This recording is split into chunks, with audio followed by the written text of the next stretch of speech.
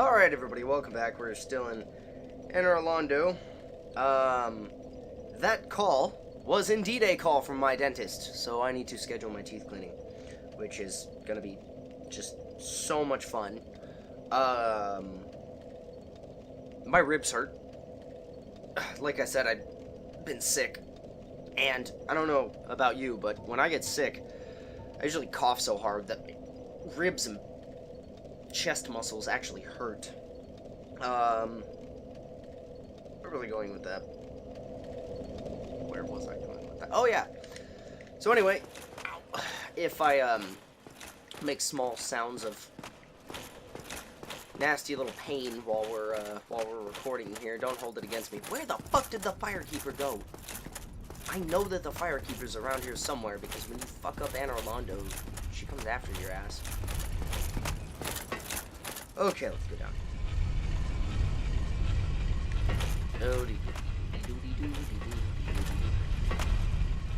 Jesus, that fucking hurts. So yeah, we need to go through the painted world of Ariamis and murder the shit out of Priscilla. And for those of you that are like, oh no, you don't have to kill her, man. You can just go through the end. No, she is dying. There's not any circumstance in which she survives. It's just not gonna happen. Oh, Jesus, okay. I should probably not do that. I should probably not sprint up this small, narrow... Oh, jeez. Oh, yeah, wait. Almost forgot. Still have this stupid rusted iron ring on. Hobble's ring. Okay, cool. Now I can walk normal. Roll normal. Alright, the painting's down at the bottom. Probably should have come from the other side. Oh, backstabbing motherfucker!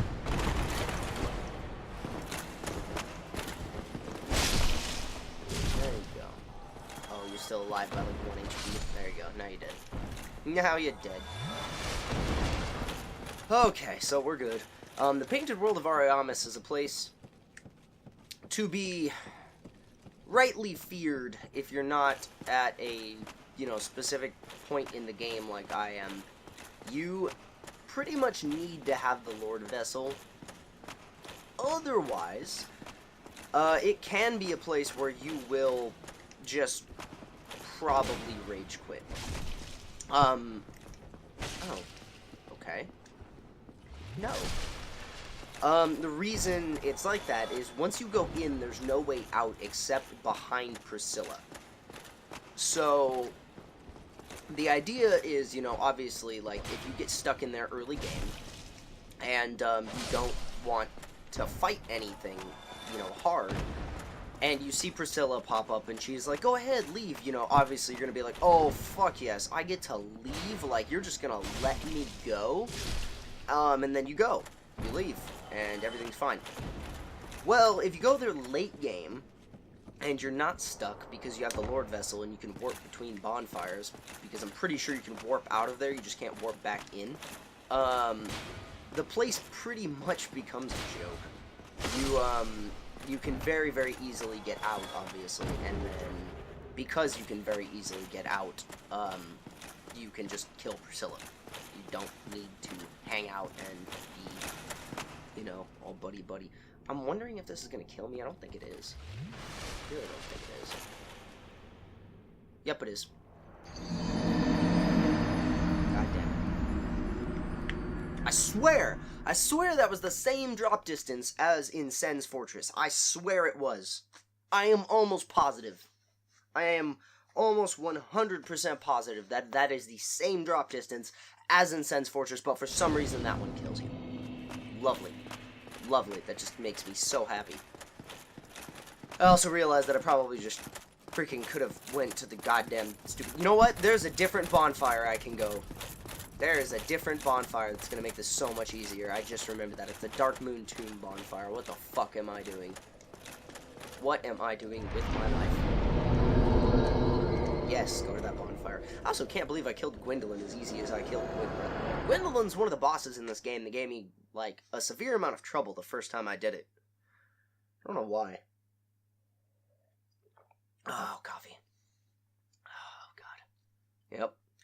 For somebody who's just been sick, I am still drinking an absurd amount of coffee. Nope, not that way. Yeah, frankly, absurd amount of coffee. No. I don't need to pull that. I just need to go to the top here.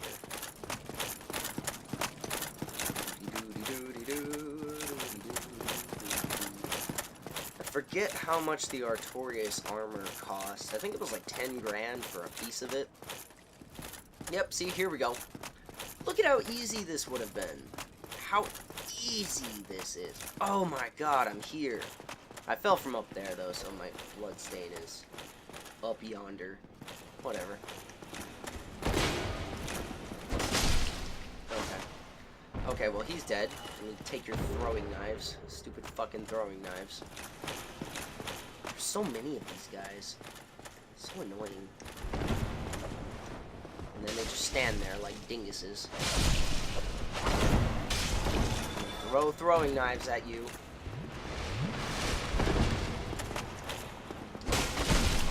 Stupid ass motherfucker. Why am I only dealing 200 damage? Is it because they pull out their shields? I believe, yeah, that's gotta be it. They pull out their shields, and their shields feed into their defense.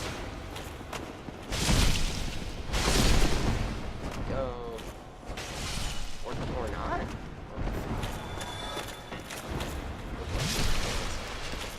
I have absolutely no idea what is modifying my attack to go down. I could go up there and get my bloodstain. I guess that is a little bit higher. Because I was, like, up there. I don't know. I'm not good with distance. Okay.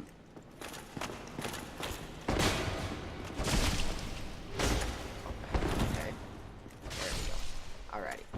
So, as you can see, there's this big, lovely painting here. And this is one of those things in the game where I'm just kind of wondering, like, how people figured it out. It's probably because you can examine the painting before you have the peculiar doll, and somebody just accidentally examined it after. You know, maybe they, like, went back to the Undead Asylum before they came to Anor Londo, which is entirely possible. It's really easy to do that. I just prefer, you know, to come to Anor Londo first so you can just warp. You know, you touch it, you're like, oh, it's such a lovely painting, and then it just pulls you in. It's like goddamn Jumanji. Except there's no board game here, motherfucker. There's only death. Only death. So, once you're in here, you know, you look back, because the painting is of this. The painting is like this scene right here. But just, instead of landscape like, you know, the TV is, it's portrait. So you're basically seeing, you know, the bridge and the fortress, and it's much more, you know, artistic than it is in, you know, 3D graphics. It's much more artistically painted and, you know, rendered out and stuff. But anyway, so you get these, like, corpses that are on stakes, which is lovely. Lovely corpses. The lovely corpse. The lovely bones. That's a movie. I've never seen it. I just know it exists. You light the bonfire, and you're like, oh, yay, I'm gonna be here. Well, oh, never mind. I guess you can't warp out of here. Never mind, I am an idiot. I'm a complete idiot. So I guess you do have to go through the entire area. I think after you kill Priscilla, you can maybe warp in and out of here. Because you've already gone through the area. But, no, yeah, so if you're stuck here. So never mind.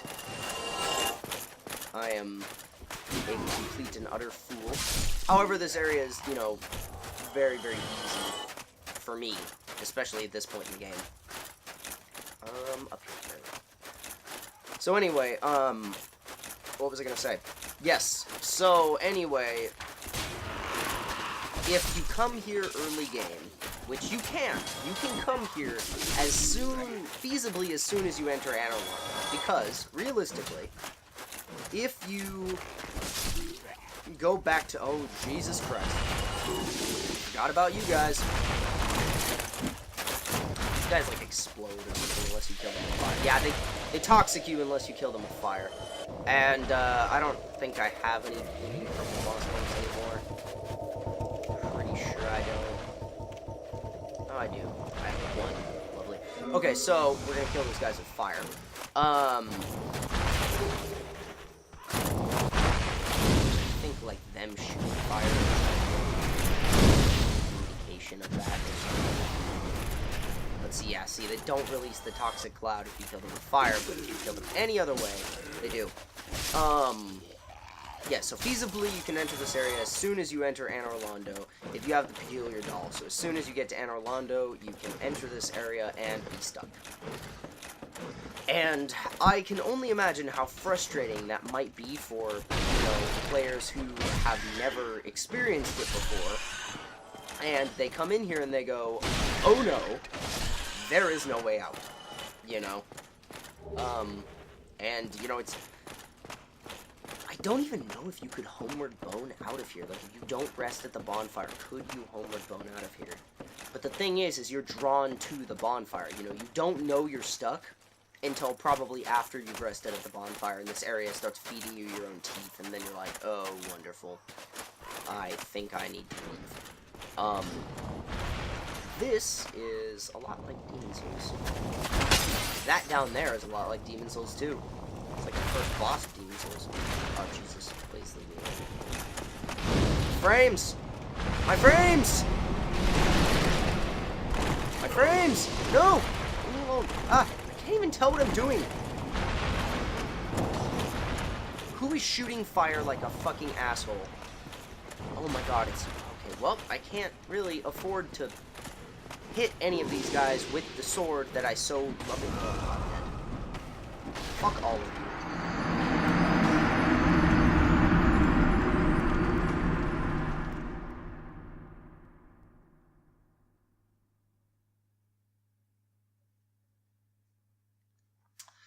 Fuck all of you. Ah, Jesus. Okay. So this is off to a lovely start. Of course, in classic me fashion, I come in here and I'm like, yeah, this area is easy for me, you know, at the place that I'm at. And then I remember that there are assholes who toxic you if you don't kill them with fire. Which is why it's nice to have some pyromancy. There's also a lot of crows here. A lot of Velka's influence. I'm pretty sure Velka is either the or one of the only beings considered to be an actual goddess, like an actual deity, as opposed to just a immensely powerful being. Because this Dark Souls takes the same approach that the planes of Magic the Gathering take as far as like godhood is concerned. And I kind of like it, whereas you think to yourself, you know, okay, well, what is a god? A god is, you know, a being of incredible power who, you know, possesses, like, certain, I guess you could say, possesses certain powers or abilities over a distinct element or, you know, a distinct thing. And so, like, what is that thing? Okay, well, you know, Velka is the goddess of sin, so she possesses unique powers relating to sin, so she, you know, she knows people, you know, she knows when people have sinned, she punishes the sinful because she knows that they've sinned, and, you know, all this other stuff. Whereas, like, and I'm about to, you know, break down some Magic the Gathering lore for you. Whereas, like, in Magic the Gathering, you have, I'm gonna die. Yep, I got it. In Magic the Gathering, you have, 2 planes that have gods, and the planes are basically worlds, different, you know, dimensions. And, you have 2 planes that have gods. One of them is Theros, which is a Greek kind of mythology-inspired plane. It has, you know, like, satyrs and centaurs and all the architecture and the people are, you know, you can see very obviously inspired by Greek mythology. Maybe with a little mix of Roman in there as well, because they're essentially the same.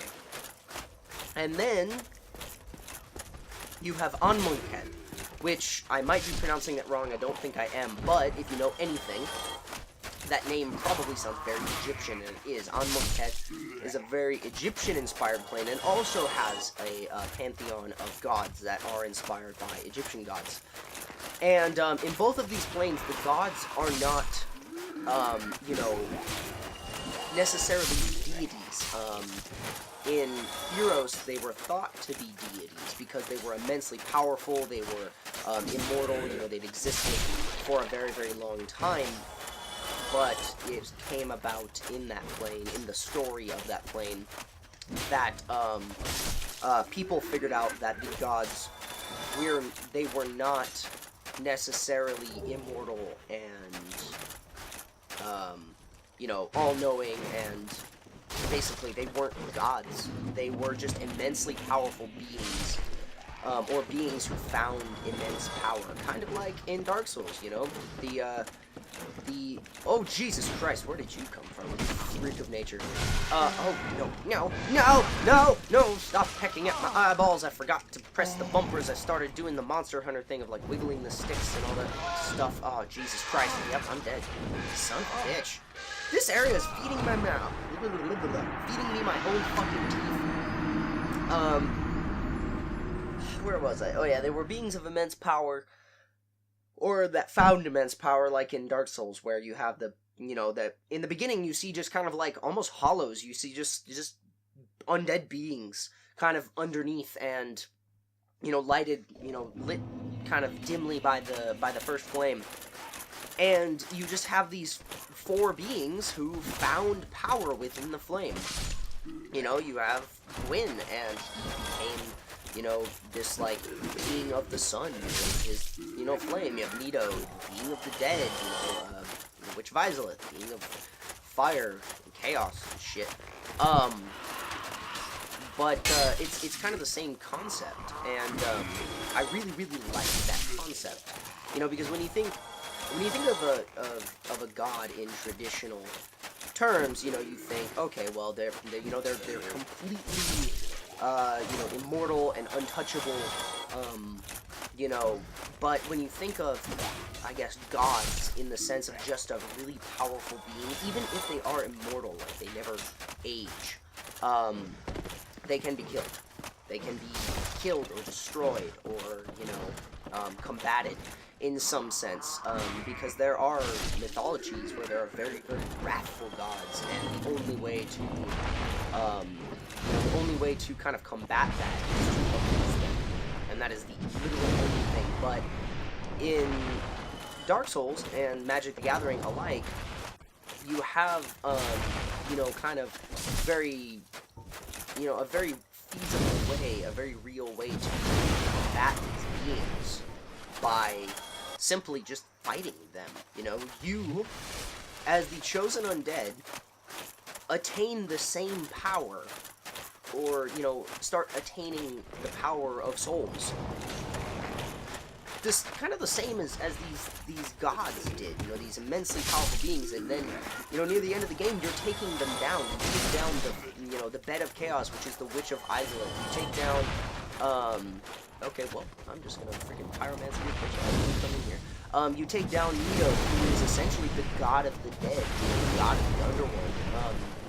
You take down, at the very end of the game, you take down Gwyn himself, you know, considered the most powerful of the lords. And, it's, you know, it's pretty cool if you think about it, that you yourself are essentially becoming a god this entire time. That's kind of what you're doing. It's really cool. I won't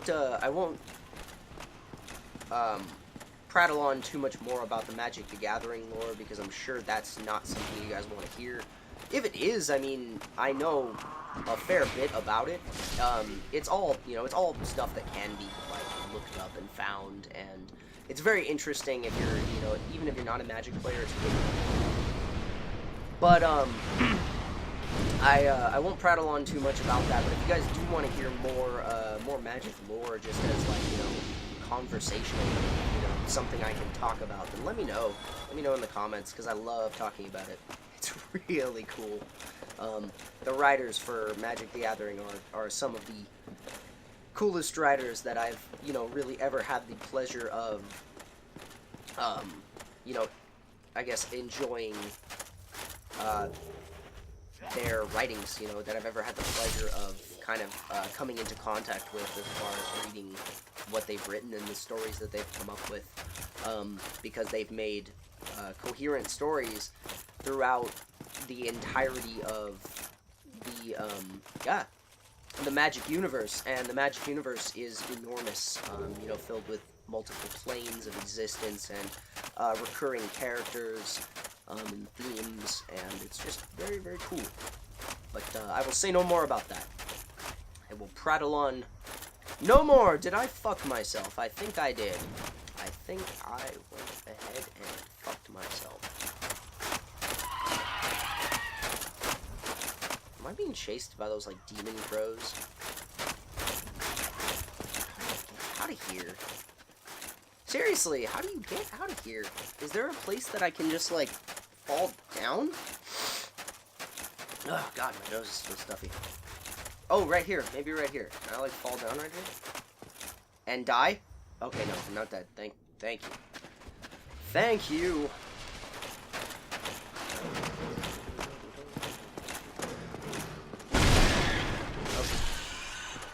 Another rat over there, though. I don't want him to bush me. Hello, Mr. Rat. Prepare to die. Oh, that has to hurt. This is not a mimic? Thank you. Oh, the Painting Guardian stuff. Well, the Painting Guardians can kiss my ass. I'd only dress up as them to make them look like idiots. Put their stuff on and be like, oh, look at me, I'm a Painting Guardian. I'm so smart. I fall off the rafters when I get confused. I wish I could climb up this ladder just a little bit faster. But I mean, I guess I am wearing like about 100 pounds of metal on my body. Okay. Where am I? Egg vermifuge, lovely. Oh, okay, I'm back here.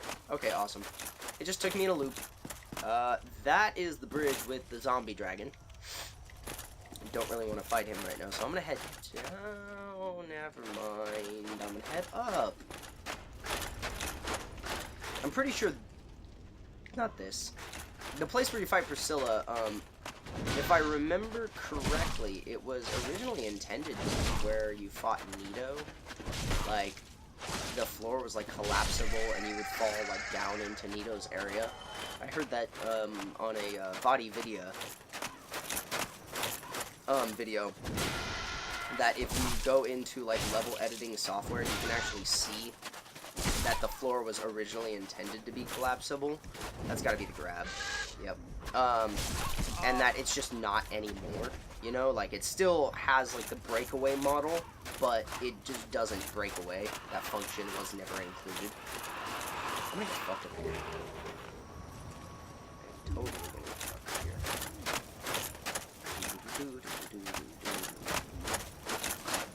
Okay, alright. Just have to slowly go back down. So we don't get completely ass fucked. That down there, I don't remember how to... Yeah, you fucker. That actually kind of spooked me. I actually got a little bit startled by that guy coming out of nowhere like that. Man, I can't believe I'm almost done with Dark Souls 1, and then I'll be moving on to Dark Souls 2. That kind of makes me happy, but also at the same time, this looks like an invisible wall, it really does. That kind of makes me happy, but also at the same time, it makes me a little bit nervous, because I'm very comfortable with this series. I really am. Like, I've become so comfortable with... Oh, you fucker. Where's the switch? Is there a switch in here? There has to be, like, a lever in here or something. Or maybe it's, like, locked from the other side. I think it's locked from the other side. Well, let's go through here. I know it's not the boss fight. This is just, like, the courtyard area with all the stupid-ass fucking... Yeah, these guys. These guys that are basically Demon Souls fucking boss material. Yep, see, here they come. Here they come, and if I had my fire orb, I would just deal with them. but I don't, and you can't... See, the thing about these guys is you cannot hit them on the shield, like, at all. You just can't. Apparently they have, like, 100 million stability, because your hits will just bounce right off. But, you can just throw a big fireball into the midst of them, and they will all die. They do not have a lot of health. They have absolutely no armor whatsoever. They're basically fucked up abominations. Okay. And their spear throws hurt like the dickens.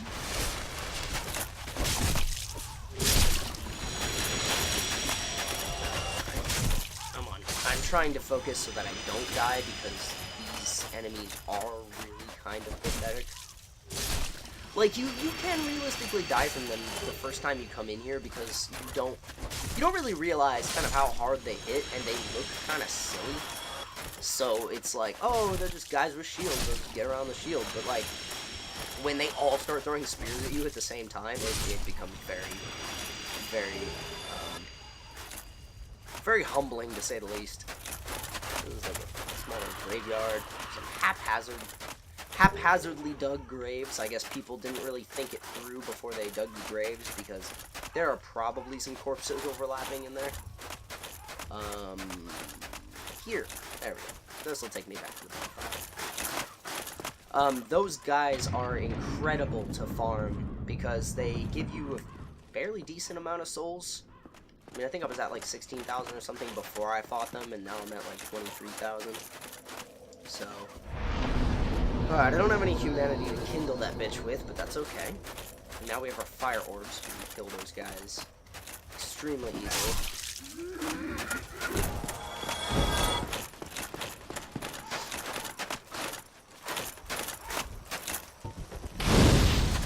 Whoop! Yeah, see, look at that. But, look at that, I just took like a freaking massive hit from those fuckers because they all threw their spears at me at once. And now they're spreading out, which kind of makes my job a little bit more difficult.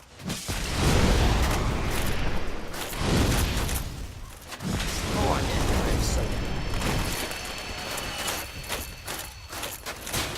I might have better luck with my sword because they've spread out now. I also don't have the, like, Chaos Flame spell that I usually do. Nope, he just blocked it. Okay. Yeah, see, look at that. Oh! There we go. I usually have a, it's like Great Chaos Flame or something like that. It's a really, really good pyromancy spell, and it creates, like... So it's a giant fireball, and it creates, like, a lava pool wherever it lands. So after, you know, you get the initial explosion, it, continues to damage enemies that walk in it, which is really awesome. Yeah, see, look at that. I'm already at like 30,000.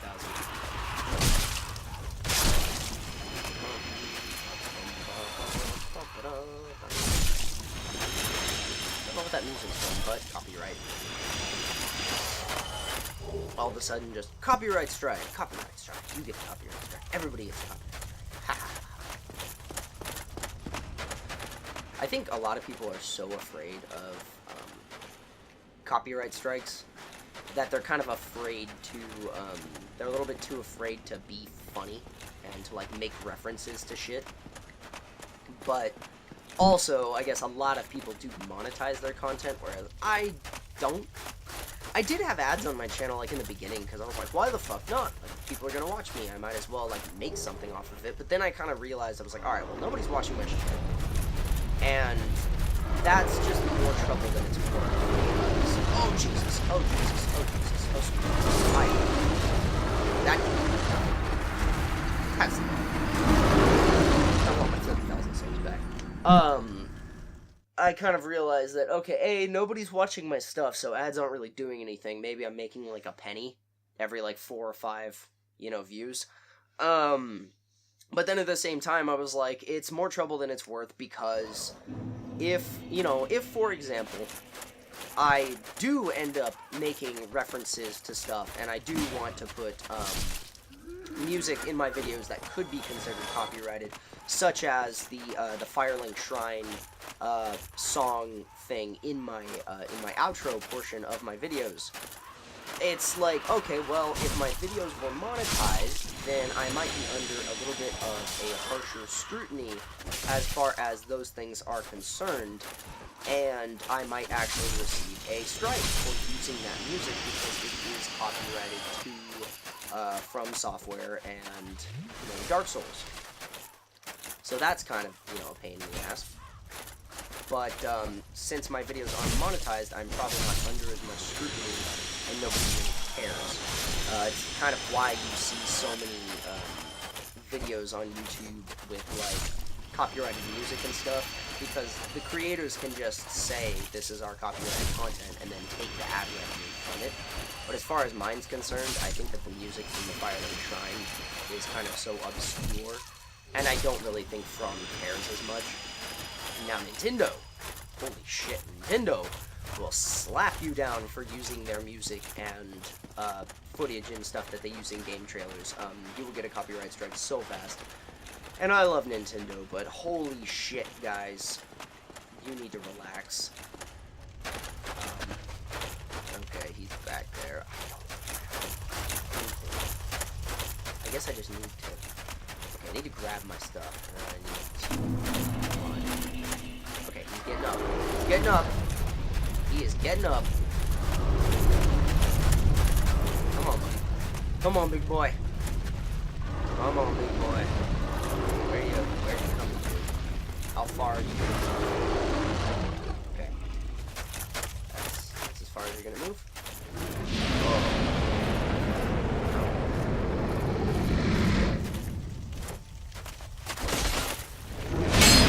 Ah!